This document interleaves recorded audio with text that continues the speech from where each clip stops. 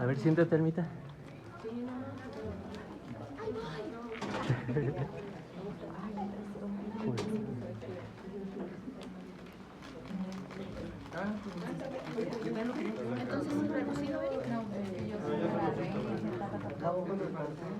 Ahí sales en primer plano, Eric. ¿Todo? Sí, Eric sale en primer plano.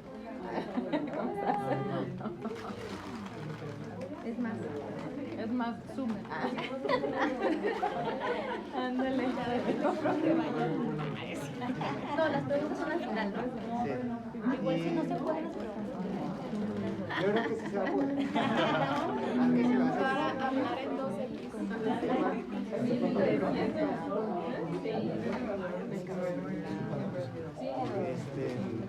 a lo mejor. Creo que va a ser. Sí. Va. ¿Cómo se llama? ¿Cómo se llama? Aquí está. Aquí está. ¿Quién sabe si están nuestros nombres completos? Si no te lo sabes. A ver, no. Bueno.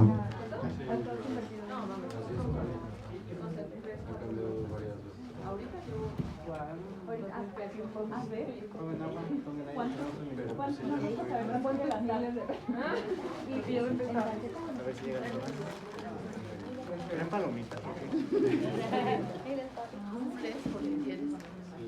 Iba a venir Marita, Hay que esperar. Marita, Roberto.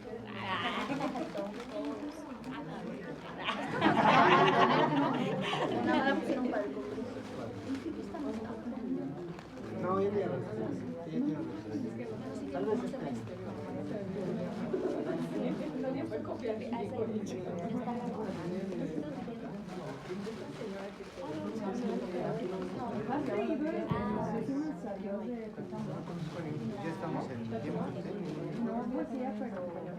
Bueno, muy buenas tardes a todos. Vamos a dar inicio a nuestra mesa El Poder de la Experiencia Vincular en Tiempos Modernos, ¿no? Donde aquí alumnos de la maestría nos van a hacer el favor de presentar sus trabajos que lo hicieron con amor, devoción, nadie los obligó, no están aquí por obligación, sino por deseo, ¿no? Muy bien, pues vamos a iniciar con Yesenia Serrano Echeverría, ¿no? Yesenia es maestra, fue licenciada en Psicología por la UNAM, tiene experiencia profesional en atención psicológica breve a pacientes de la Unidad de Electrofisiología Cardíaca del Hospital General de México. Colaboró como tallerista y coordinadora del programa de habilidades para la vida dirigido a adolescentes por parte de la Facultad de Psicología de la UNAM. También como tallerista y desarrolladora de contenido en el programa de prevención de conductas de riesgo para estudiantes de bachillerato UNAM. Actualmente es docente de nivel medio superior y superior del área de formación humanista en la Universidad Intercontinental, maestra en ciencias con especialidad en investigaciones educativas en la línea de investigación de jóvenes, salud y trabajo por el Departamento de Investigaciones Educativas del CINVESTAP IPN. Actualmente también cursa la maestría en psicoterapia psicoanalítica en la Universidad Intercontinental y ejerce psicoterapia privada con adultos jóvenes y parejas. Recientemente se incorporó como responsable del servicio de atención psicológica al Centro de Investigación en Computación IPN. Y nos va a presentar el trabajo La marca del espacio transsubjetivo contemporáneo sobre los vínculos de pareja. Adelante. Hola, buenas noches, muchas gracias por escucharnos y bueno, pues voy a dar lectura a la ponencia que preparé para efectos de este panel de discusión. Comenzamos. Somos seres de vínculo desde el momento en que somos concebidos y contenidos en el vientre materno. Luego nacemos y somos arrojados a una familia y a una sociedad que a través de la socialización nos introducen a la cultura con una realidad dada que primero es necesario introyectar para posteriormente lograr diferenciarse y desarrollar una identidad subjetiva con miras a que en la adultez se logre consolidar alguna relación de pareja, cuyo vínculo no queda aislado del espacio transubjetivo, ya que los imaginarios de los sujetos que conforman a la pareja quedan contaminados por las representaciones sociales que circulan y se reproducen por doquier. Para el psicoanálisis clásico, el amor es la sublimación de la libido dirigida al objeto para la descarga pulsional, mientras que para el psicoanálisis relacional, el amor no es una pulsión, sino una necesidad emocional de primer orden para la supervivencia y el desarrollo sano del bebé, y altamente motivadora para los jóvenes y adultos en sus relaciones de pareja. De acuerdo con Bowlby, tan fuerte es la necesidad de la figura de apego, que es la que nos mueve a lo largo de la vida, para reencontrarnos con la figura que se construyó en la mente del infante y que el sujeto continuará buscando en la adolescencia y durante toda su vida adulta, por lo que dicho papel recae en la pareja. En este sentido, el amor de pareja satisface el anhelo de trascendencia, de ir más allá de los propios límites y también de recibir algo que viene desde más allá de estos límites. De ahí que el objetivo de esta ponencia sea analizar los elementos del espacio transubjetivo de la época contemporánea para conocer su interacción sobre los vínculos de pareja a partir de un estudio de caso. De la sociedad en red a los vínculos de pareja líquidos. De acuerdo con López, la posmodernidad se torna esclavizante y es producto de la revolución científica y tecnológica, de la evolución en las comunicaciones y de los mercados que desembocan en una economía globalizada, capitalista y neoliberal, en donde el capitalismo contemporáneo se distingue del capitalismo moderno, en que se da paso del capital fijo a una forma de trabajo en la que impera la inestabilidad y lo incierto, mientras que en la lógica del mercado neoliberal, cada sujeto busca su beneficio de forma ventajosa y en donde el tener sustituye al ser. Por su parte, la globalización contribuye a que la información fluya a una enorme velocidad. Todos estos fenómenos dan paso al espacio transubjetivo líquido que plantea Bauman, es decir, un mundo líquido que como buen fluido no sostiene ni contiene por sí mismo su forma durante mucho tiempo y que más bien tiende al cambio de forma permanente, llenando el espacio temporalmente. Evidentemente, bajo el contexto de esta época contemporánea, los vínculos cambian, pero ¿cómo se expresan tales cambios? Se habla de una sociedad desintegrada caracterizada por la desprotección generalizada de los derechos, las posesiones, el vecindario y la comunidad en la vida cotidiana, y la comunidad en la vida cotidiana se torna insegura, derivado de que los otros no son confiables, por lo que más bien impera la desconfianza.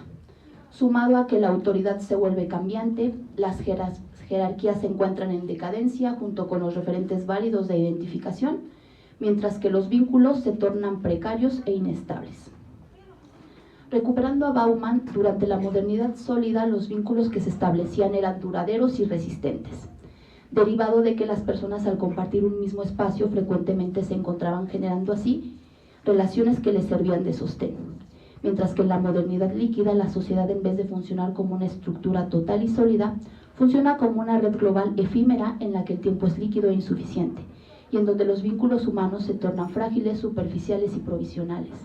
De ahí que las relaciones humanas se conviertan en una fuente de ansiedad con predisposición a la desconfianza. La transformación de la sociedad líquida y de los vínculos líquidos naturalmente permean lo que la antropóloga Paula Sibilia denomina como mutaciones subjetivas del yo, desde el interior hacia el exterior, del alma a la piel, del cuarto propio a las pantallas de vidrio, en donde las fronteras entre lo privado y lo público se desvanecen. Tales mutaciones subjetivas se encuentran atravesadas por el fenómeno de la revolución de la comunicación, que en el presente es inmediata y fugaz, lo que ha propiciado que una de las características más valiosas del sujeto contemporáneo, más que tener dinero, sea convertirse en un sujeto informado de las novedades que hacen público lo que antes era íntimo.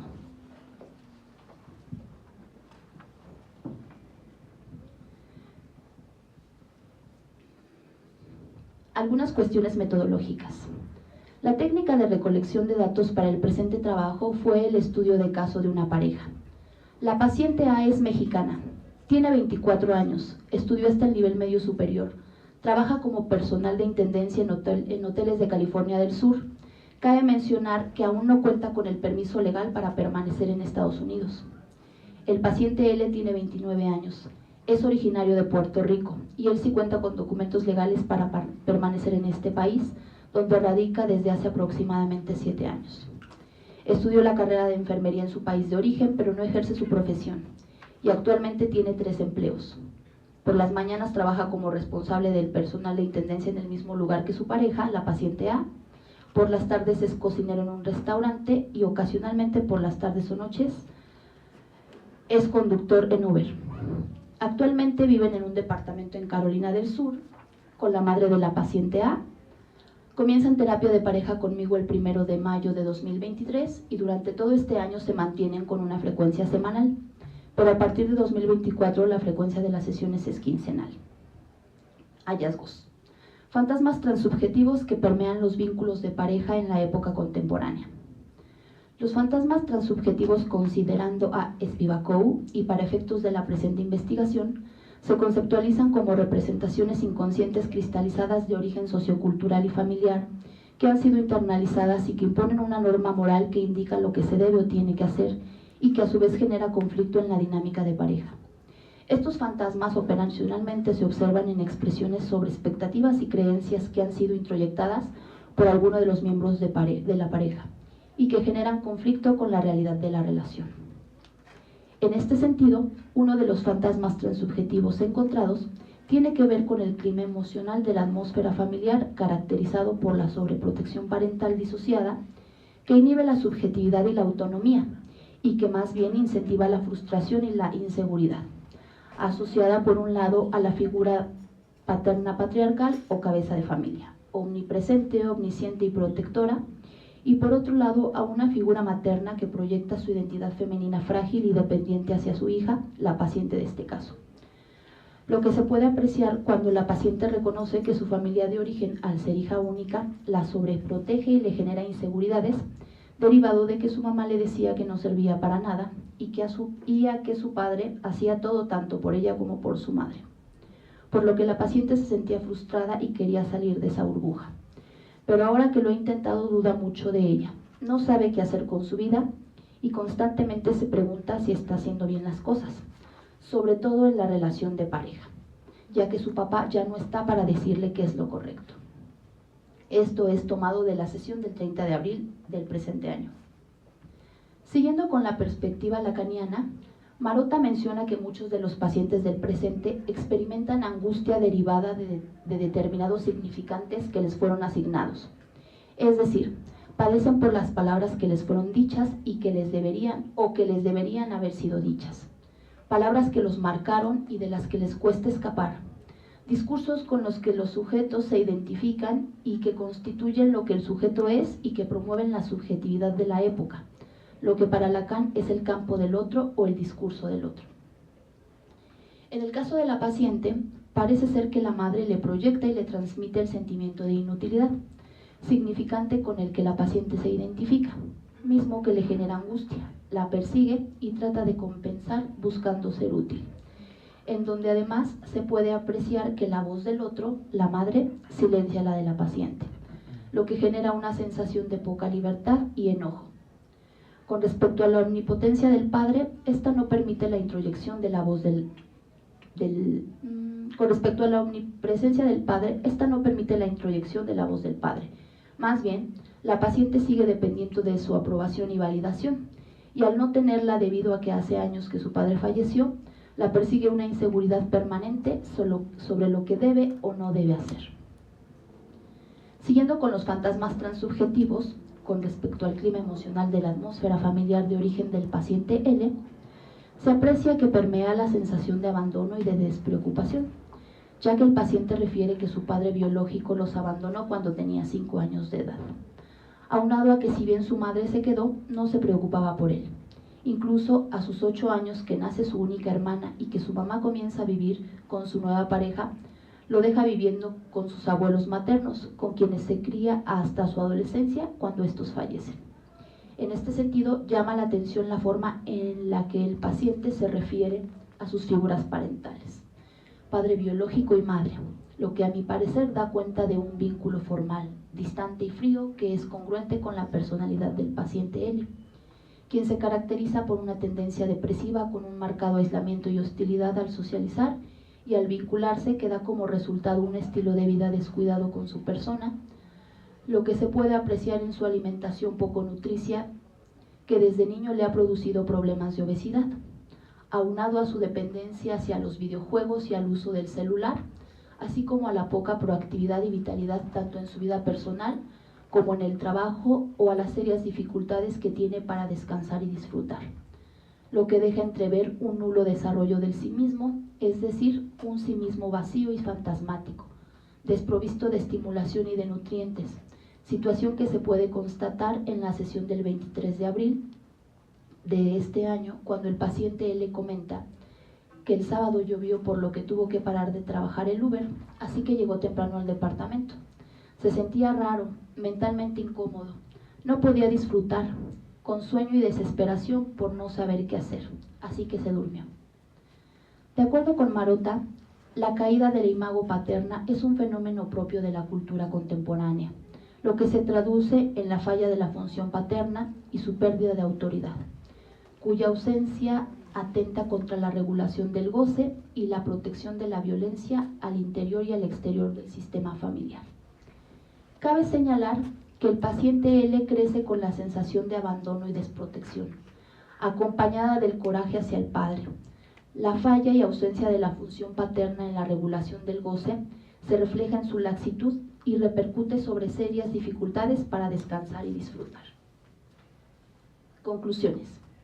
En síntesis, la familia es el grupo primario que por excelencia establece un puente entre la interiorización de las representaciones inconscientes socioculturales del espacio transubjetivo y el sujeto. Desde la perspectiva del psicoanálisis humanista de Fromm, la gran función de los padres es dar la bienvenida a la vida de sus hijos y despertar la curiosidad por conocerse a sí mismos. El clima emocional de la atmósfera familiar de los miembros de la pareja en cuestión deja ver una red familiar en la que prolifera la angustia y hasta la desintegración para hacer frente a la sociedad líquida que Bauman plantea. En el caso de la familia de la paciente A, se puede observar que la sobreprotección es una defensa para procurar mantener el control que se escapa de las manos y que se experimenta de manera constante como parte del funcionamiento de la sociedad líquida, aunado a que el fenómeno de la caída del padre se refleja en una dependencia persecutoria derivada de que dicha figura de autoridad no ha sido introyectada, lo que configura la subjetividad de la paciente que se sostiene sobre la omnipotencia frente a la vulnerabilidad y en la que los vínculos con el otro se tornan angustiantes. Por su parte, el paciente L crece en una red familiar desintegrada con un lazo formal, por parte de una madre despreocupada y con un padre ausente que abandona, con lo que contribuye a la desprotección, a la ausencia de represión y al afloramiento del ello, lo que configura la subjetividad poco nutricia del paciente, que descansa sobre la desconfianza, la depresión, el aislamiento y la falta de vitalidad. Los miembros de la pareja hablan desde los laberintos de su subjetividad y encuentran una salida en el vínculo de amor que no deja de ser doloroso. Muchas gracias. Muy bien, pues. Ahora vamos a pasar a Gabriel Nava Márquez, ¿no? Gabriel es licenciado en Psicología por el Centro Universitario Incarnate World, con formación en salud mental y experiencia en el acompañamiento terapéutico de personas en situaciones críticas y niños dentro del espectro autista. Actualmente cursa el 5º semestre en Psicoterapia Psicoanalítica en la Universidad Intercontinental, fortaleciendo sus habilidades en el tratamiento y abordaje de problemas psicológicos desde una perspectiva profunda y clínica. Su experiencia abarca desde la contención en situaciones de crisis y la elaboración de talleres de reestructuración cognitiva en Casa Bienestar, hasta el desarrollo de estrategias terapéuticas personalizadas para la inclusión de niños con necesidades especiales en el espectro. Es una persona comprometida con una fuerte vocación por el trabajo con personas en procesos terapéuticos y un enfoque integral en la mejora de su bienestar emocional. Y voy a presentar el trabajo de la virtualidad en la psicoterapia contemporánea. Este va a ser un análisis de la construcción de la subjetividad dentro del espectro autista. En el crisol de la contemporaneidad, la virtualidad emerge como un escenario onírico omnipresente que de manera inadvertida pero penetrante se entrelaza con la trama de nuestras vidas cotidianas. Este fenómeno, que va más allá de la simple interacción en redes sociales, configura un vasto territorio digital donde las fronteras entre lo tangible y lo efímero se desdibujan. En este contexto, se despliega un escenario complejo que plantea desafíos y oportunidades significativas para la psicoterapia contemporánea. La presente investigación se sumerge en las profundidades de este universo virtual con el propósito de resignificar el concepto de virtualidad y comprender la influencia que ejerce en la construcción subjetiva dentro de las personas del espectro autista, revelando así una danza entre la realidad tangible y las sombras digitales. Comenzaré esta presentación diferenciando el término virtualidad de lo que consideraba Lacan y lo que se está pensando en este ensayo. Lacan pensaba la virtualidad de la siguiente manera, como una forma constitutiva del yo, en donde a través de la estadía del espejo, el niño forma una imagen virtual, una imagen especular, que le permite constituir una unidad imaginaria de su yo. Esta identificación en una imagen virtual es la base de la constitución del yo y de las ilusiones que le son propias. También, para Lacan, existe en el significante una instancia virtual. El significante en sí mismo no significa nada, pero al entrar en cadena con otros significantes adquiere un sentido virtual. La virtualidad del significante es fundamental para el conocimiento del inconsciente y el despliegue de la cadena significante. En este trabajo abordaremos la virtualidad quizás no muy distante a la concepción de Lacan, ya que yo me referiría a cómo esta fuerza invisible que emana de las nuevas tecnologías, formando una nueva identidad que tiende sus raíces en lo más profundo de nuestro ser, generando nuevos espacios desde donde lo reprimido puede emerger, además de una nueva forma de interacción con el medio que nos rodea. La necesidad de adaptarse en el terreno de la virtualidad se sustenta en la certeza de que este fenómeno no es simplemente la interacción en plataformas digitales, sino una fuerza más vasta que permea todos los aspectos de la vida humana de manera ominosa. La virtualidad, al estar intrincadamente relacionado con el contacto constante con dispositivos tecnológicos, genera una versión digital del individuo, tejida por el hilo de lo virtual. Este fenómeno, que ya no puede ser ignorado en el análisis de la psique, tiene implicaciones profundas en la construcción de la subjetividad, un aspecto clave en la psicoterapia contemporánea. Desde una perspectiva psicoanalítica, el análisis de la virtualidad se vuelve ineludible para desentrañar las complejidades del inconsciente en la era digital. En este sentido, las teorías de Hornstein sobre la construcción de la subjetividad son esenciales para comprender cómo esta virtualidad se arraiga en la formación de la identidad individual. Según Hornstein, la subjetividad se configura a través de 3 niveles: lo singular, que abarca la trayectoria personal e intransferible de cada individuo; lo particular, donde intervienen vectores políticos, económicos y sociales. Aquí cabrían los elementos comunes que atienden a sujetos con cierto bagaje cultural, donde no son universales, pero tampoco meramente individuales. Y lo universal, como último concepto, que engloba las características comunes a la condición humana. La virtualidad influye en cada uno de estos niveles, moldeando la forma en la que las personas se ven a sí mismas y se relacionan también con los demás. En este caso concreto, tendremos que tener en cuenta que la construcción de la subjetividad es distinta a la que una persona fuera de la neurodivergencia podrá llegar a utilizar. En las cuestiones particulares, su forma de constitución del medio será distinta a algunos. Algunos podrán decir que las personas dentro del espectro autista viven en un terror sin nombre, ocasionado por una falla afectiva desde los primeros instantes de vida. Esto lleva a una utilización de mecanismos de defensa extremos que generalmente lo aíslan del medio externo. Si bien el lenguaje es una de las principales barreras contra las que nos enfrentamos, donde pareciera que el lenguaje no ha tomado cuerpo, con apoyo de las redes sociales y un continuo sumergirse en la estimulación sensorial que ésta ofrece, la virtualidad a través de este contenido multimedia, el pequeño E logró encontrar una forma de entrar en el registro simbólico de algunas palabras, gracias a la constante repetición de algunas canciones, que aunque estaban en un idioma que no era el suyo, ayudó a que pudiera empezar a registrar significantes a estas. Es gracias a que la virtualidad ha tomado un lugar relevante en su forma de constitución del mundo, que ahora no podemos pensar en estas nuevas formas de facilitar estos procesos. La construcción de la subjetividad entonces no es ajena a la virtualidad. En la era digital, los individuos no solo viven en el mundo físico, sino que también habitan múltiples espacios virtuales que afectan profundamente su sentido de identidad. Es esto especialmente relevante en el caso de las personas dentro del espectro autista, cuyo proceso de vinculación con el entorno puede estar mediado por experiencias tanto físicas como virtuales. La convergencia entre el ser humano y la tecnología plantea interrogantes fascinantes desde la perspectiva psicoanalítica. En particular, el teléfono móvil ha dejado de ser un mero medio de comunicación para transformarse en una extensión de la psique. Este dispositivo, lejos de ser un objeto inerte, se ha convertido en una prótesis de la memoria, una exomemoria, y un reflejo amplificado de los conflictos y anhelos más profundos del individuo. Esta fusión entre lo humano y lo tecnológico ofrece un terreno fértil para la exploración de estas nuevas dinámicas inconscientes. En este sentido, el acto cotidiano de revisar el teléfono se revela como un fenómeno de relevancia psicológica. La constante interacción con este dispositivo no solo evidencia una dependencia funcional, sino que también sirve como una ventana hacia el inconsciente. Las selecciones de aplicaciones, el contenido consumido y las interacciones en línea actúan como manifestaciones digitales de deseos reprimidos, ansiedades subyacentes y mecanismos de defensa.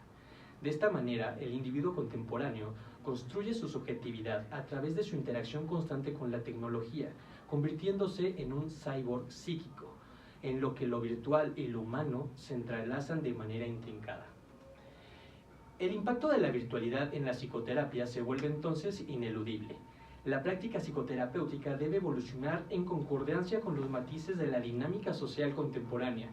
En este sentido, Baudini destaca la importancia de adaptar las rutas terapéuticas a los cambios dinámicos en la sociedad, reconociendo que la virtualidad es una fuerza omnipresente en la vida cotidiana, que afecta tanto las experiencias individuales como las colectivas. La realidad virtual, vista desde una perspectiva psicoanalítica, no es solo un medio de comunicación, sino un terreno donde vamos a poder expresar nuestros conflictos internos y dinámicas inconscientes. Ahora hablaré un poco del pequeño E. Esto sirve para ilustrar cómo la virtualidad influye en la psicoterapia. Esta investigación se basa en un caso concreto, que es el del pequeño E. Es un niño en el espectro autista que ha estado bajo mi acompañamiento terapéutico cerca de 2 años. Este acompañamiento no se realiza desde el enfoque clínico tradicional, sino en un contexto de inclusión escolar, donde el objetivo es facilitar su adaptación y vinculación con el medio. El pequeño E ha estado en contacto conmigo más de 6 horas y media al día, de lunes a viernes, lo que ha permitido una observación detallada de su interacción con el entorno físico, tanto como con el virtual. El pequeño E siempre tuvo problemas para lograr una comunicación verbal con sus padres y compañeros de clase. El idioma español nunca fue de su agrado, ya que al intentar hablar en este idioma, descendía su volumen de voz. Esto provocaba que sus padres no lograran entablar comunicación con él, lo que provocaba constantes conflictos al no obtener la respuesta que ellos buscaban, atendiendo a su neurosis. Esto generaba en ellos cierto malestar al pensar que no se estaban vinculando de manera correcta y simbólica con su hijo. Debido a que manejan su propia empresa, ambos padres suelen estar constantemente ocupados y fuera de casa. Por ende, el cuidado vespertino del pequeño E queda relegado al personal de limpieza que tienen controlado. Debido a que los padres constantemente dejaban al pequeño E solo y sin una actividad en concreto, solía pasar sus tardes utilizando una tableta electrónica. Cuando cumplió 8 años, sus padres notaron que él comenzaba a verbalizar algunas palabras en inglés, y sin saberlo, habían despertado el gusto por este idioma. Aunque sus padres no lo hablaban, parece que la fonética y la facilidad de algunas palabras fueron lo que ayudaron a que el pequeño E pudiera desarrollar este gusto al idioma. Comenzando con canciones relacionadas a uno de sus intereses restringidos, los animales de granja. Esto fue lo que apoyó a que el pequeño E pudiera establecer esta relación entre las palabras en inglés y en español, y así generar un vínculo con un tercero. Gracias a esto, el pequeño E ha logrado establecer una forma distinta de comunicarse con su medio, además de poder expresar de una mejor forma sus necesidades primarias. La intervención se ha centrado en que el pequeño pueda concretar procesos que le permitan establecer vínculos significativos con su entorno y adaptarse a las situaciones cotidianas en la escuela gracias al apoyo de la tableta electrónica, lo cual se ha vuelto una forma en la que puede comunicarse con sus compañeros y permite que el resto del grupo se muestre interesado en intentar esta nueva forma de establecer una relación con él. En este proceso, la virtualidad se revela como una dimensión clave. Los dispositivos tecnológicos que utiliza no son simplemente herramientas, sino una experiencia diaria, moldeando la manera en que percibe y procesa el mundo. Esto refleja lo que Pallas denomina la versión virtual del individuo, un concepto que debe ser integrado en el análisis psicoanalítico para una comprensión más compleja de la subjetividad en la era digital. Conclusiones. Con esta investigación se busca generar una reflexión sobre la influencia de la virtualidad en la psicoterapia contemporánea, destacando especialmente su impacto en la subjetividad y en el tratamiento de personas dentro del espectro autista. Desde una perspectiva psicoanalítica, la virtualidad no solo se ve como un espacio de interacción en redes o con dispositivos tecnológicos, sino como una dimensión que transforma profundamente la construcción de la identidad y la relación con el mundo. Primero, se explora cómo el concepto de virtualidad está presente en el pensamiento de Lacan, quien lo ve como parte fundamental de la constitución del yo a través de la imagen especular. Desde este marco teórico, se propone que la virtualidad tecnológica actual también juega un papel crucial en la construcción del yo contemporáneo, generando espacios donde lo reprimido puede manifestarse, facilitando nuevas formas de interacción. Se busca resaltar que la virtualidad ha permeado en todos los niveles de la subjetividad, tanto en lo singular como en lo particular y en lo universal. Para individuos dentro del espectro autista, cuya vinculación con el entorno es única y muchas veces mediada por mecanismos de defensa extremos, la virtualidad proporciona una vía para acceder al registro simbólico y a nuevas formas más efectivas de comunicación y de vinculación. Se utiliza el caso del pequeño E para ilustrar cómo la virtualidad puede facilitar este entorno y la comunicación, a través de algo tan simple como la tableta electrónica, el uso de canciones en inglés y quizás algún otro video de algún animal de granja. Con esto se logran superar algunas barreras lingüísticas y así lograr un proceso de mayor vinculación y comunicación con un tercero. Muchas gracias.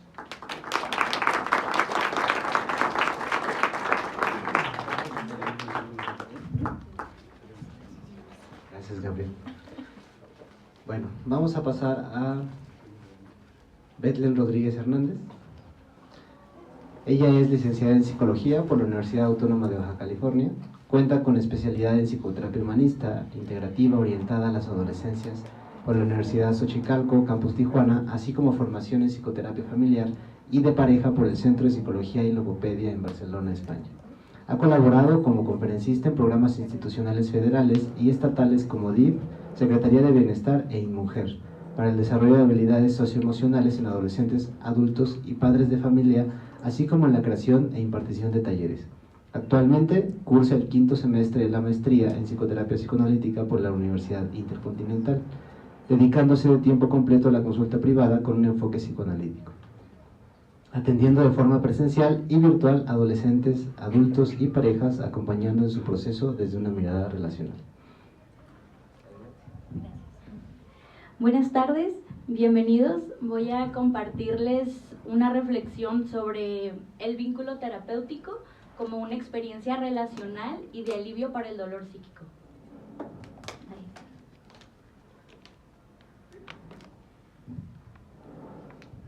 Resulta interesante plantear la posibilidad de encontrarnos completamente sanos, pero seamos honestos, aquel que esté libre de cualquier malestar emocional, que tire la primera piedra.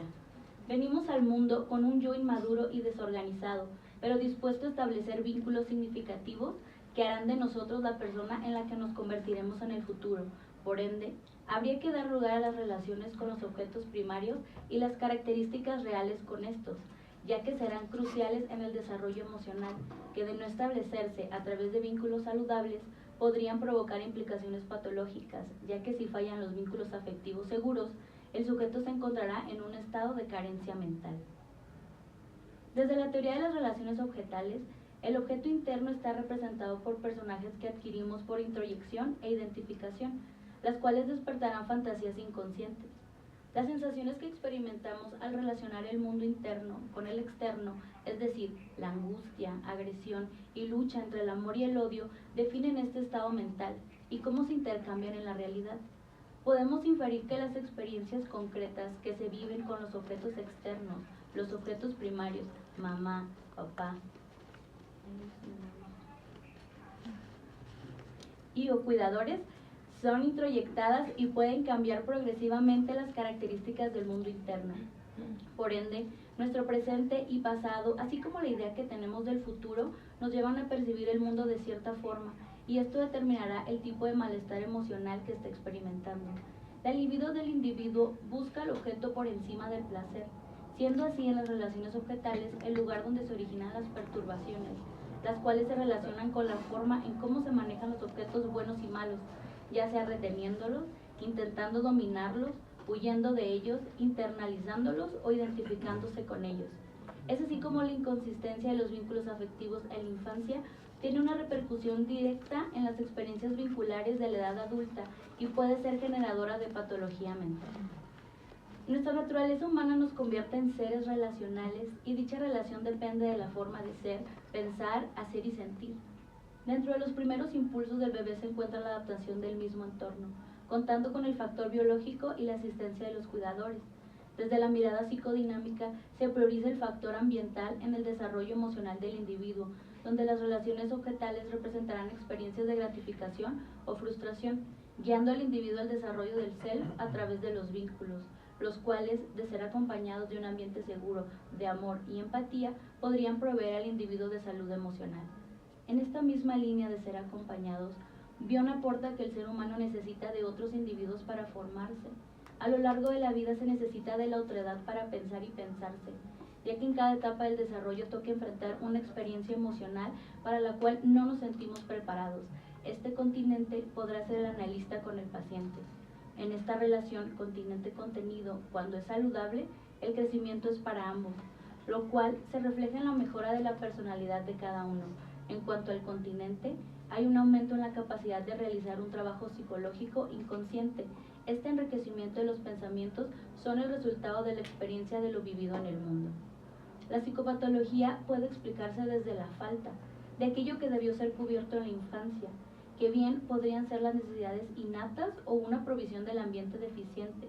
Existe un hueco, un espacio esperado ser llenado por el analista, aquel dispuesto a brindar satisfacción de necesidades de sostén o contención, donde el paciente sentirá al terapeuta como alguien sumamente poderoso e importante.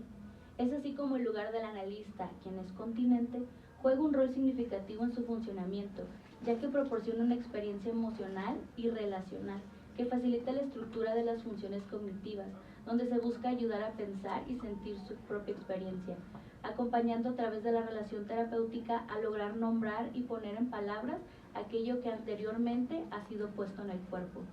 Para el niño, la madre es el ambiente total, lo cual percibe como la transformadora de lo externo e interno y es experimentada como transformación de existir. Ella transformará su mundo.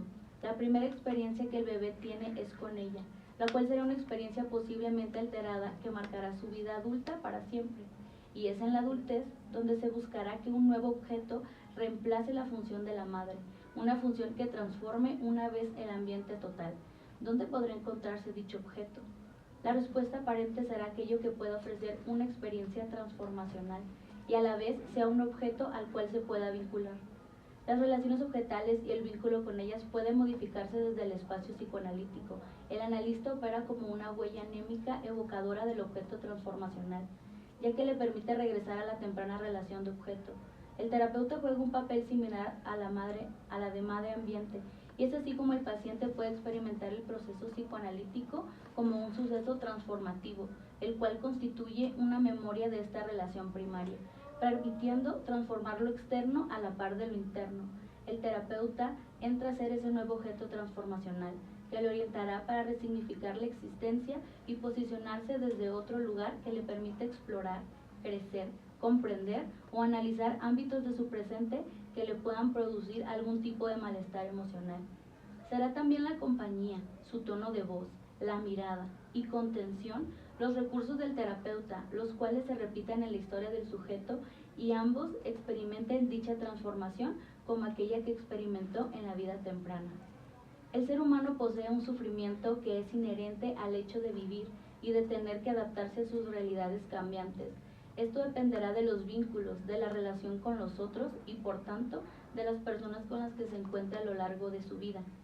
Se considera que el origen de la psicopatología se encontraría en rupturas relacionales ocurridas a lo largo del desarrollo evolutivo.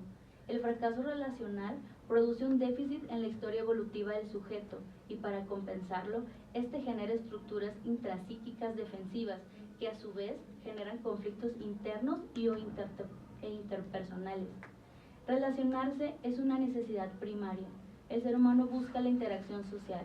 El bebé desde que nace depende por completo de la madre o de su cuidador. Su aparato psíquico se va conformando e integrando a través del contacto con el medio de sostén y cuidado hasta que eventualmente logra su independencia, ya que el crecimiento es continuo. Los procesos que experimentó desde el nacimiento servirán para organizar la vida adulta. Para el psicoanálisis relacional, la herramienta terapéutica fundamental no es la interpretación, sino la vinculación afectiva y cómo ayudar a establecer nuevas formas de vinculación.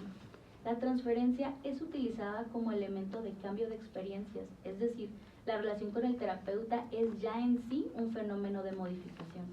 El vínculo se define como la forma, predominantemente inconsciente, en que el sujeto se comporta y relaciona con su entorno humano.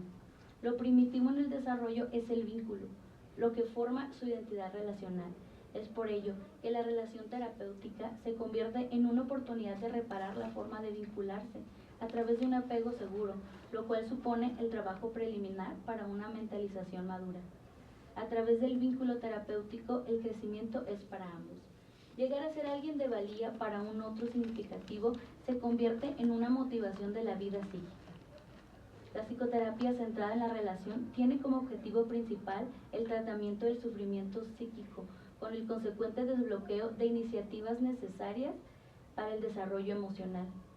La analizabilidad no es una propiedad sola del paciente, sino del sistema analista-paciente, que podemos formular en términos de la bondad de ajuste entre lo que el paciente necesita, ser mejor comprendido, y lo que el analista es capaz de comprender.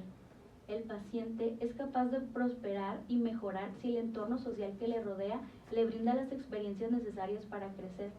El trabajo terapéutico tiene una estructura relacional. Paciente y terapeuta se encuentran trabajando simultáneamente en los niveles afectivo, cognitivo y actuado para deconstruir lo viejo, al tiempo que va construyendo modos de generar significación y de estar juntos, más integrados, más flexibles, forjando una relación fuerte, colaborativa y segura que pueda servir como modelo para las relaciones futuras que el paciente desee establecer, ya que dichos vínculos promoverán un malestar o un bienestar emocional. Dentro de la relación paciente-analista, este último juega un rol importante en el funcionamiento del paciente, donde lejos de resolver un conflicto inconsciente, busca ayudarle a desarrollar su propia capacidad para pensar y sentir su experiencia. Será a través de este proceso que el analizado comience a confrontar y llegar a acuerdos con sus propios problemas emocionales, aquellos que le llevan a desarrollar nuevas patologías. A través de los procesos psicoanalíticos, el paciente será capaz de pensarse consigo mismo y otros vínculos objetales, además del terapeuta, donde logrará nuevas conversaciones que le involucran y a las cuales no tenía acceso previamente. Me gusta pensar en esta diada vincular, donde la labor del analista es continente y que juega un rol importante en el funcionamiento del paciente. El analista no es un observador o reflector del comportamiento de la experiencia del paciente, es un participante activo, un co-creador de lo que transmite en el consultorio. Lo que cobra mayor relevancia en la psicoterapia es la propia experiencia relacional con el terapeuta, que éste sea capaz, junto con su paciente, de crear un vínculo y una confianza donde el verdadero self pueda emerger y al que se le pueda legitimar tal como es, ayudando a desarrollar su propia capacidad para pensar y sentir su experiencia, saberse visto, validado, reconocido. Será a través de este proceso que el paciente logre llegar a acuerdos con sus propios malestares, aquellos que le llevan a enfermar. A través de la relación terapéutica, el paciente sea capaz de conocerse y así acceder a nuevas conversaciones que le involucran y a las cuales no tenía acceso. Trabajar los conflictos personales desde la mirada de un otro, conectar con el autocuidado, dejarse contener, ser orientados y apoyados, así como saberse capaces de poder ofrecer algo similar al otro, así serán recursos esenciales para aliviar un malestar psíquico. Para concluir, La psicoterapia consiste en ayudar al paciente a ponerse en contacto con sus necesidades emocionales y afectivas, algo que será posible mediante la experiencia vincular entre paciente y terapeuta. Cuando las carencias afectivas han sido predominantes en la vida de la persona, el trabajo a realizar es arduo y difícil. Dicho proceso puede ser incómodo, incluso doloroso.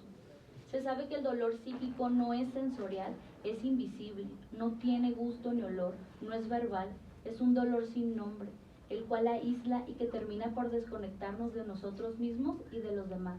Sin embargo, el dolor no puede ser soportado en soledad, evoca necesidad, así como desamparo y vulnerabilidad. El dolor que no es expresado alcanza el dolor existencial. Hablar del dolor psíquico es pensar en algo delicado y frágil, pero a la vez pesado y profundo.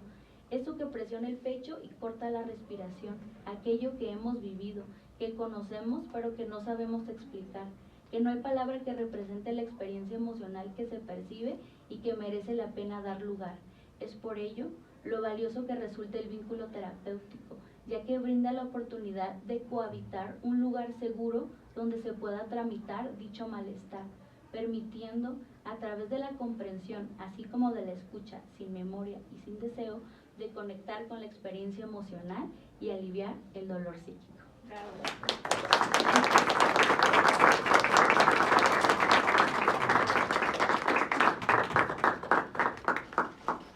¿Me escuchas? Muchas gracias, Beth. Bueno, vamos a pasar al último trabajo de esta mesa para pasar después a algunos comentarios o dudas que queden pendientes. Ahora va a presentar a Ana Michelle Cabrera Galaz, tijuanense. Ella es licenciada en Psicología en la Universidad Autónoma de Durango, Campus Tijuana. Cuenta con una especialidad en psicoterapia para adolescentes por el IHPG y un diplomado internacional en psicoanálisis relacional por la Asociación Mexicana de Psicoterapia Psicoanalítica Relacional. Actualmente cursa el 5º semestre de la maestría en psicoterapia psicoanalítica en la Universidad Intercontinental, dedicada a la práctica privada de psicoterapia con enfoque psicoanalítico relacional con población adolescente y adulta en la ciudad de Tijuana, Baja California. Adicionalmente, participa como consultora en despacho Top Management, dirigido al área organizacional, comenzando un proyecto para brindar orientación psicológica a colaboradores víctimas de acoso laboral, interés particular por la transgeneracional, la depresión e ideación suicida, así como el impacto que tiene el contexto sociocultural y económico en el tratamiento de acompañamiento de pacientes. Gracias. Adelante. Gracias y buenas tardes a todos. Muchas gracias por estar. Mi ensayo y una reflexión se llama Transformándonos, la locura del otro, mi locura también. El que lucha con monstruos debe tener cuidado de no convertirse a su vez en monstruo. Si miras durante mucho tiempo al fondo del abismo, el abismo terminará por entrar en ti. El trabajo del analista consiste en acompañar al paciente en el camino a comprenderse a sí mismo. Somos arqueólogos de la mente y por ende exploramos, descubrimos y reconstruimos. Pero, como en toda excursión, indudablemente nos encontraremos con diversidad de situaciones, las cuales pueden evocarnos todo tipo de sensaciones, desde las más gratificantes hasta las más obscuras y pesadas. Ya diversos teóricos, entre ellos Winnicott, Bion y Bolas, dejan manifiesto que parte de nuestra labor es ponernos al servicio del paciente, es decir, prestarnos como objetos. En este préstamo se lleva a cabo una conexión de inconsciente a inconsciente, y es en ella que tocamos la locura del otro, situación que nos llevará irremediablemente a contactar con la propia. Y es de este tema que trataré de elaborar, con ayuda de los teóricos, cómo la pareja analista-analizando, o terapeuta-paciente, genera en ambos una serie de movimientos que, en el mejor de los casos, invitan a la resignificación de la historia y la transformación de ambas partes. Para ello me sirvo de las semejanzas entre las diadas analista-analizando y mamá-bebé. Ahora bien, con el motivo de delimitar a qué me refiero con locura, me gustaría utilizar lo que la Cruz e Hidalgo, en su artículo Teoría de la locura, la movilidad de las nociones de la cordura y locura a partir de Winnicott, nos comparten sobre dos arcos extremos de la misma. Por un lado, tenemos aquella parte caracterizada por la creatividad y genialidad impresa en los actos y o ideas de una persona, que lo llevan a expresarse de maneras descabelladas, pero altamente flexibles y divergentes. Y por el otro, tenemos a la enfermedad mental como tal, la psicosis per se. Me atrevería a agregar que un poco alejado del punto medio entre ambos polos se encuentra la rigidez, intensidad y desorganización que también se imprimen en la experiencia vivencial de las personas. Entonces, por locura, no me refiero de manera despectiva o reprobatoria a algún tema interno, sino más bien a aquello que nos hace sentir distintos a los otros, a veces locos o desorganizados, incluso asustados por el caos que representa, pero que también nos puede significar una oportunidad de transformarnos creativamente. Pero, ¿cómo se gesta la locura? Es aquí donde entran Fairbairn, Guntrip y Balint a integrar el ambiente en la génesis de la psicopatología. Nos comparten que para los tres, el vínculo con la madre o el cuidador es crucial para el desarrollo emocional del bebé y que las características tanto de la relación como de la madre serán piedra angular para la estructuración del propio ser. Balint propone un concepto que me parece da luz a una de las propiedades de la locura, la sensación de que algo nos falta, pero no sabemos qué es. A esto él lo llama la falla o falta básica. Esta falla, por supuesto que es preverbal, puesto que difícilmente se puede poner en palabras, ya que es tan temprana que solo queda un registro a nivel sensación que genera una gran angustia. Y yo me pregunto, ¿cuántas veces no hemos llegado a desear que nos digan cómo mitigar el sufrimiento? Dime, ¿qué hago?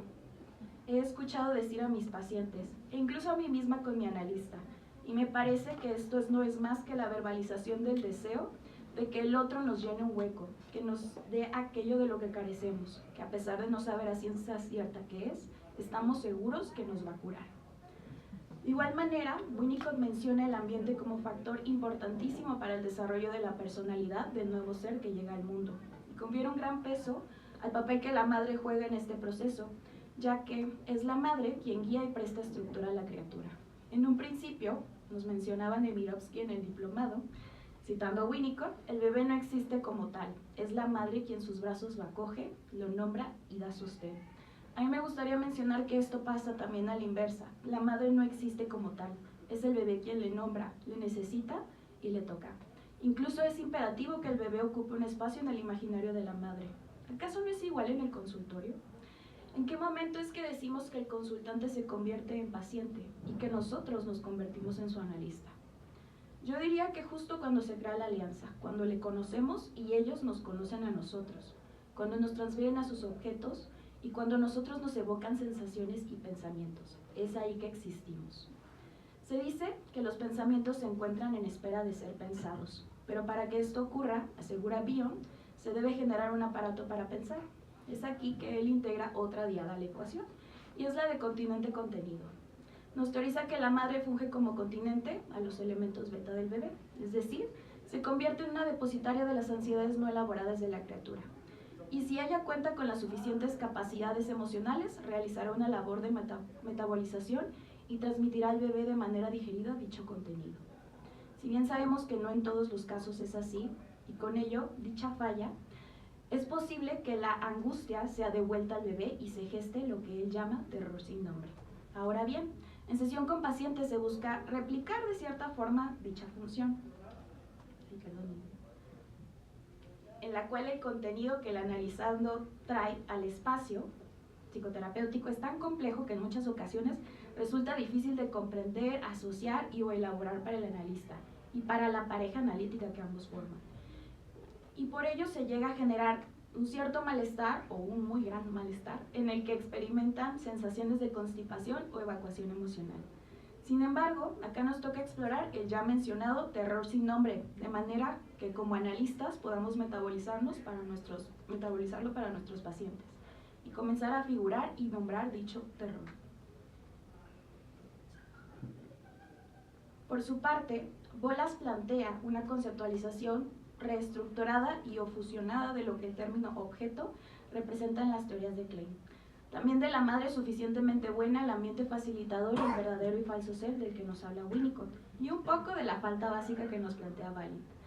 El objeto transformacional es la madre para el bebé y pensaría que también el bebé para la madre, solo que la evidente asimetría en cuestión de experiencia y función confiere mayor peso a la transformación que la madre imprime en el bebé. Dependiendo de la experiencia que el bebé tenga con respecto al cuidado de su madre y la capacidad transformadora de esta, es que se instalará una huella sensorial y afectiva en el bebé que fungirá como la brújula con la cual buscará experiencias similares conforme vaya creciendo y expandiendo sus vínculos. Con esto considero que es muy acertada la puntualización que Bolas hace. Transformación no significa gratificación. De igual modo, los momentos estéticos no siempre son ocasiones hermosas o maravillosas, muchos son horribles y terroríficos.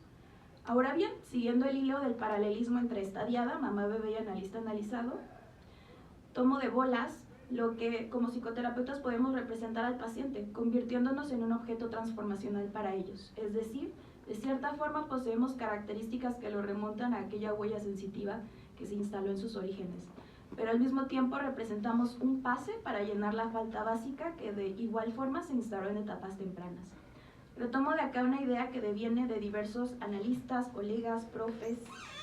A veces no se trata de dar las interpretaciones más acertadas y detalladas al paciente. A veces la mera sensación de acompañamiento, de validación, de escucha, de mirada, reconocimiento es lo que termina siendo terapéutico para el paciente. Pero, ¿acaso no es similar para nosotros como analistas? ¿No termina siendo significativa la sensación de acompañar a otro? ¿Acaso nuestros pacientes también representan de alguna forma un objeto transformacional para nosotros? Considero que al conectar con el inconsciente de otro, con la locura de este otro, es que ejercitamos nuestra capacidad creativa para pensarlo. Y esto no es nada más que la misma capacidad para transformarnos. Lo cierto es que la locura que nos envuelve en algunos temas es tocada y manipulada con las manos internas. Esto le sucede tanto a analistas como a las madres y padres y cuidadores. Este contacto íntimo de escucha, de digestión emocional, de contención, siempre viene acompañado de conexiones que nos remontan a momentos pasados. Y cuando esto sucede, es casi imposible no experimentar algo de temor.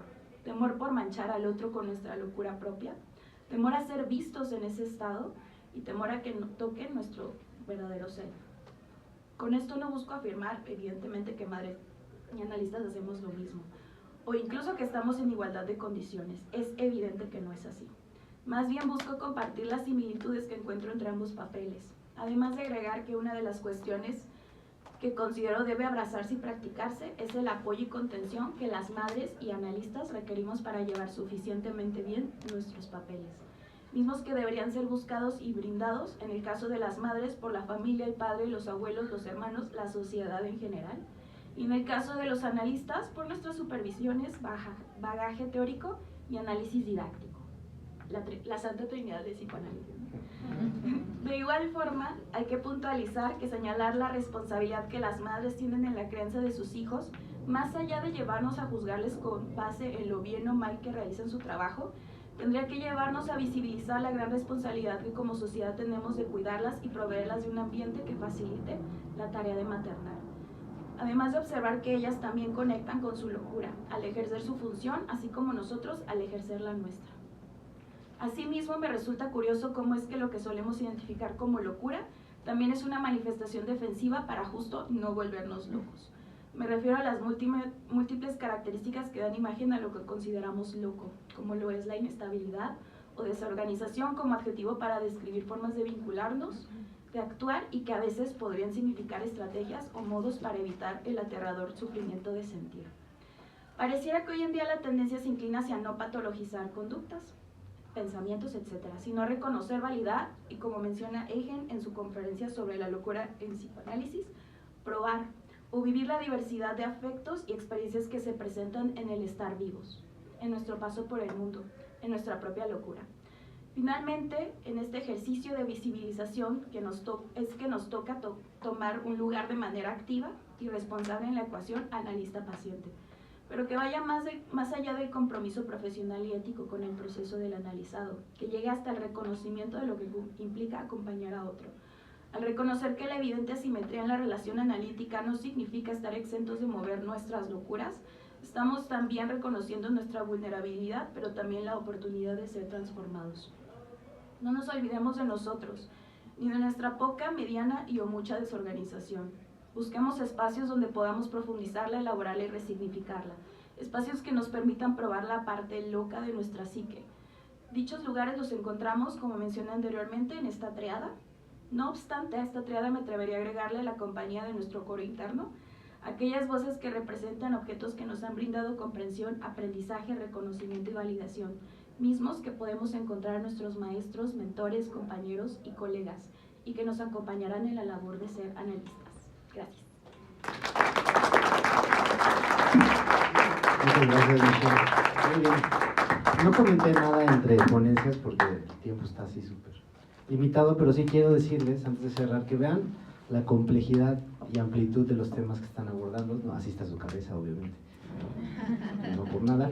Y evidentemente, y bueno, yo les había prometido que iban a exentar si presentan aquí, pero eso fue con trampa.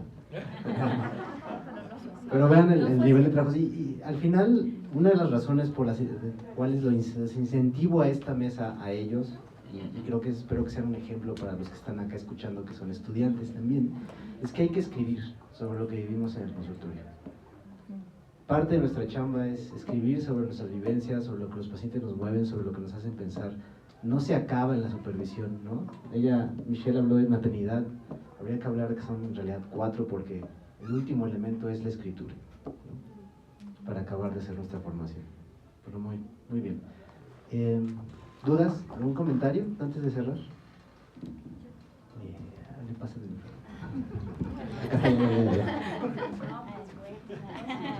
Acá está Bueno, yo más que un comentario, yo la verdad es que estoy muy orgullosa de mirarles. Me ha significado mucho, ¿no? Ustedes son mi coro interno y yo les agradezco lo que han compartido en esta mesa. Muchas felicidades a los 4 por la claridad en los temas, por lo que a mí me llevaron a pensar, y seguro que esto que ustedes hoy me contaron acá lo llevaré en mis escritos futuros. Gracias a los 4, de veras. Muchas felicidades.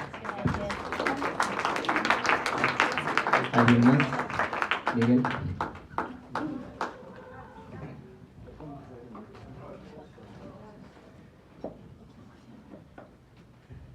Gracias. Mitch, te quiero felicitar en particular a ti porque fuiste mi compañerita por ahí en el diplomado y estoy gratamente sorprendido de cómo han crecido tus letras.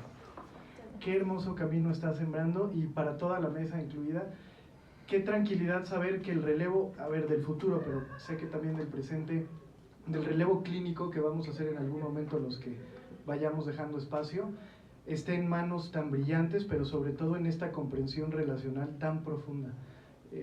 Que la empatía siempre sea su brújula. Felicidades.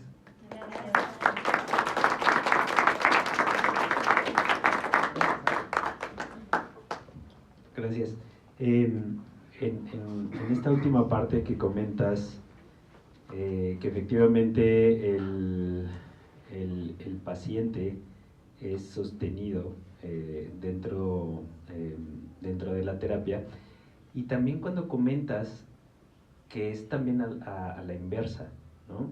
En esta parte me hizo pensar un montón de cosas.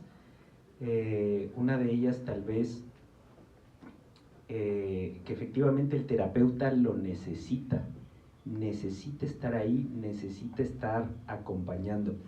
Y no sé si tal vez esta parte sea parte de la estructura del terapeuta, ¿no? Es decir, el haberse metido como terapeuta es necesario para estar sano. De pronto me llega esa idea. Entonces, no sé si te latería comentar un poquito más al respecto. ¿Yo? Fíjate que es justo una idea que incluso sí he llegado a pensar. Sí creo que algo en nuestra estructura, organización nos llama, ¿no? No sé si sea una sublimación o algo, pero definitivamente creo que hay un disfrute, ¿no? en acompañar al otro. Y también hay mucho sufrimiento. Yo te lo comparto como terapeuta cuando veo que mis pacientes están sufriendo y estoy como, ay, no, ¿por qué? Sin embargo, es acompañarlos y es sostener el sufrimiento, ¿no? Porque justo Betlén mencionaba, ¿no? Esta cuestión del dolor psíquico, que es algo que no tiene olor, no tiene tacto, pero si no se sufre, entonces, ¿qué va a pasar con eso? Solo va a estar como atormentando, ¿no? Entonces, no sé si estoy respondiendo a la pregunta. Me estoy proyectando, ¿no? Pero finalmente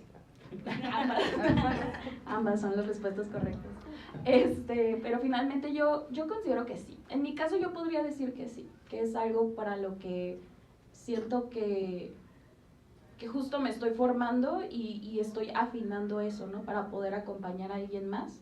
Obviamente con mi análisis, mi supervisión, también con mis compañeros y mi familia y en general, ¿no? Entonces, pues espero que hayan disfrutado un poquito todos creo que estuvieron súper padres y muchas gracias por el comentario. ¿Nada más, Marita? Sí, ya nada más no les voy a robar mucho tiempo, solo felicitarles, estoy muy contenta de escucharles, de verles acá y ver todo el crecimiento que hay y conocer la sensibilidad clínica que tienen y el que estén escribiendo, coincido con Eric, creo que el cuarteto es escribir. Muchas felicidades. Gracias. Gerardo, es el jefe, ¿no? El voz. Yo me sumo a la felicitación y tanto lo que está en la mesa como lo que está de este lado. Porque de este lado están los alumnos de los primeros semestres y también por ahí andaba Hugo Chávez tomando fotos, que también se sumó, por ahí andaba Carlos y yo creo que son una muestra de lo que es la comunidad del alumnado, la comunidad académica, por un lado. Entonces eso es muy interesante, es muy rico y se los agradezco mucho que hayan cooperado así. Y la segunda, también me parece que han evolucionado muchísimo desde las primeras ocasiones en que estaban las preguntas retadoras y que lograron, y verles acá es hablar con colegas. En realidad los considero colegas y como decíamos en algún momento, intentemos convertirnos en aquellos colegas que otros quieran canalizarte a las personas más preciadas y ustedes lo son para nosotros. Felicidades.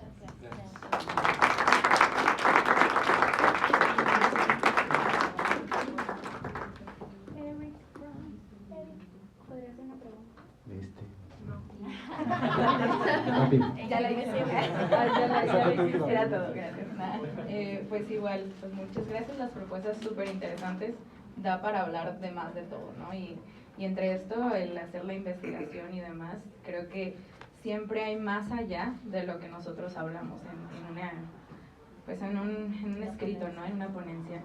Y me llama mucho la atención dentro del espectro autista estas partes de justo como otros lenguajes, otros idiomas les resaltan mucho. He trabajado con niños dentro del espectro y me tocó un pacientito que él no se comunica en español ni por movimientos corporales, sino en ruso.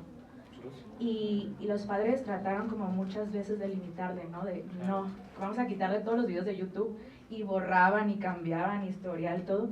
Y el niño lograba volver a encontrar los videos en ruso. Me parecía muy impresionante, hasta que les dije, pues déjenlo, ¿no? Si hay una forma de comunicar, en algún momento lograremos integrarlo, ¿no?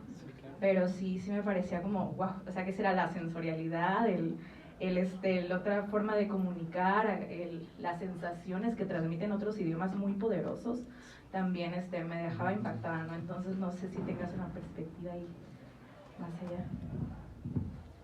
Claro, creo que mucho de lo que pasa, es más, hace poco escuché una crítica justamente hacia la simbolización del lenguaje en pequeños dentro de este espectro, y pensaba que quizás el sí que simbolicen como nosotros lo hacemos es distinto. Ellos se mueven en un entorno diferente y la forma en la que ellos pueden llegar a armar y construir el mundo que los rodea y poder tener una comunicación con las otras personas no va a ser de la forma que queremos, ¿no? O sea, no va a ser específicamente como nosotros nos gustaría, ¿no? Como nuestra neurosis nos dicta, ¿no? Saber que el otro nos está viendo directamente a los ojos, ¿no? Nos está dando una palabra de respuesta de acuerdo a lo que nosotros le planteamos, ¿no? Hay muchas formas en las que se pueden llegar a comunicar sin necesariamente hasta utilizar palabras, ¿no? Por ejemplo, aquí lo que se empezó a implementar fue el uso de la tableta electrónica, y esto, además de que lo ponía en un momento donde él podía conceptualizar y moverse en los símbolos que él conocía para poder dar a entender lo que él buscaba, daba también otra perspectiva al resto de las personas que estaban ahí, a todos los compañeritos, ya también lo veían y decían, wow, es que quiero ir con él para hablar con la tableta, ¿no? Entonces transformaba también en un objeto transicional para ellos, ¿no? Gracias. Muy bien. Pues, ya como reflexión final, pues, justo cuando escriben el psicoanálisis es hablar en ruso, ¿no? Y a la gente no le va a gustar, y nos van a criticar, y nos van a ver feo, y van a decir que no hay rigor, ni validez, etcétera, etcétera. Pero aún así, escribir es desafiar el lenguaje del padre, ¿no? Entonces, no se queden atrás, muchachos, los estoy viendo feo. Bueno, vamos a hacer entrega a las constancias por su participación como ponentes en el tercer Congreso Internacional de Psicoanálisis y Cosmovisión Actual, Mundos de Experiencia de Diálogo. Yesenia Serrano, Gabriel Nava, Betler Rodríguez Hernández, Alma Michelle Becerra.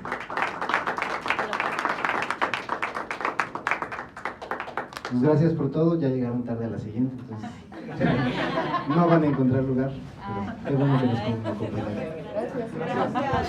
Gracias por estar aquí, ¿eh?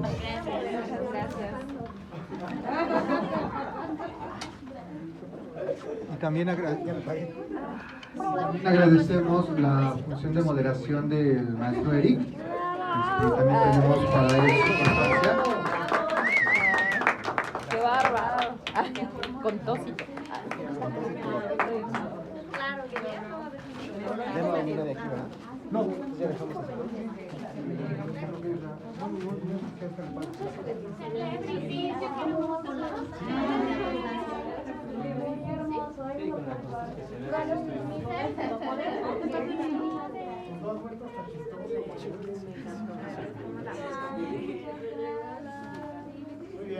Lo hicieron muy bien. ¿Sí? La verdad. Ahora, a terminar la clase. Saliendo del cascarón. Y no voy hasta atrás porque me estorban mucho. Ahora no me callan. Yo como Shakira, ahora no me van a callar.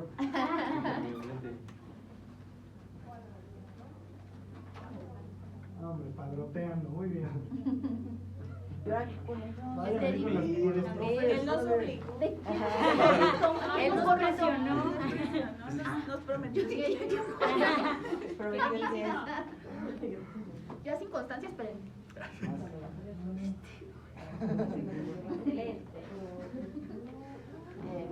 Muchas gracias. Gracias. Ahora espero que no se quede ahí y terminen esa Mi mochila, yo no la encuentro. Yo quiero ir a la teoría del mundo. A ver, otra. Sí, a la de Felicidades. Mi mochila Muchas felicidades gracias. a todos. Muchas gracias. Y qué bonita voz tienes, Gabriela. Sí, no, ¿Verdad? bien. Está muy cañón, deberías de ser con locutor. Sí. Peligrosa. Cuando que lea. No me lo esperaba. Qué bueno que pudiste venir.